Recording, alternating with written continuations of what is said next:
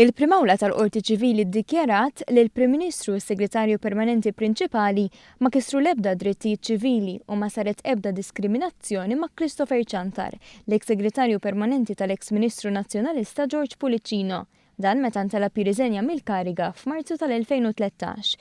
Ċantar fetaħ kawża kontra l-Prim Ministru, s-Segretarju Permanenti Prinċipali u l-Avukat Ġenerali fejn allega li ġie trattat inġustament meta ntalab joffri riżenja tiegħu mill-kariga wara Marzu tal-2013.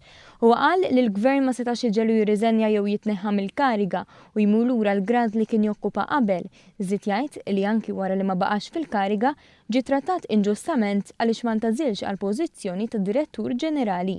Skontu dan huwa riżultat ta' trattament inaċċettabbli f'soċjetà demokratika u għalhekk diskriminatorju.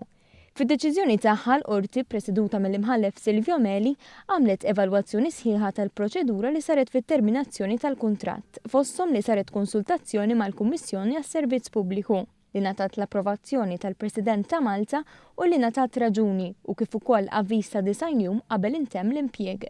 Dwar l-allegazzjoni tiegħu li ġie diskriminat għaliex ma ntażilx bħala Direttur Ġenerali, il-qorti evalwat il-kwalifiku u l-esperjenza kollha tal-persuna li ġiet magħżula minn floku u konkludiet li ma kien hemm xejn irregolari f'din l-għażla.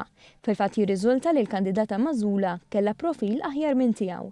Dan anki kif stabbilit minn psikologu industrijali li ddikjara wkoll li ma kellu ebda ntħil. Il-qorti konkludiet li terminazzjoni tal-kariga ta' Ċantar bħala Segretarju Permanenti kienet saret skont il-proċedura stabilita fil-Kostituzzjoni, filwaqt li fl-għażla l-Direttur Ġenerali iddikjarat li ma kienx ġie diskriminat għaliex ma riżulta assolutament xejn irregolari fl-għażla tal-persuna li ntażlet.